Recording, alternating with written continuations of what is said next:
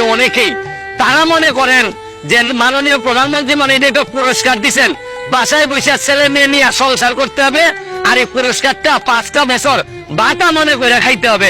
আরে এটা তো ভাতা না, পুরস্কার না, এটা দায়িত্ব দিয়েছেন মাননীয় প্রধানমন্ত্রী। এখন আপনাদের কর্মকাণ্ডের কারণে পুরো সরকার বিতর্কিত হইতেছে, কারণ মাননীয় মন্ত্রী আপনাদেরকে ভালো মনে করে দাঁড়াইছেন। আপনারা সততার সাথে যোগ্যতার সাথে আপনারা রেলটার সামনের দিকে নিয়ে যাবেন, কারণ ইয়েস করার জন্য আপনাদেরকে বানান নাই।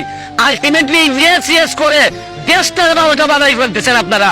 আজকে যে 12টা 11টা ছেলে মারা গেছে, আমি হরফ করে বলতে পারি 11টা ছেলে মাননীয় রেল মন্ত্রীর চেয়ে বেশি কোয়ালিফাইড। আপনারা খবর নিয়ে দেখেন, এরা বাংলাদেশের মাননীয় রেল মন্ত্রী। আমি সম্মান দেখে বলছি, আপনি আজকে মারা গেলে বাংলাদেশের খুব বেশি ক্ষতি হবে না, কিন্তু যে 12টা ছেলে মারা গেছে আপনারা একদম বিবেচনা করে দেখেন।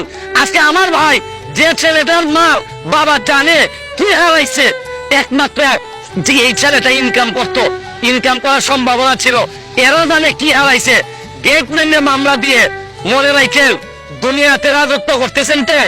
আপনারা তো রেলমন্ত্রী, মাননীয় রেলমন্ত্রী, আপনারা ছেলে মেয়ে আছে, ব্যারিস্টার বানাইছেন, সুরক্ষিত করছেন এদেরকে, কিন্তু কাদেরকে রক্ষিত করে দিচ্ছেন একবার বিবেচনায় নেন।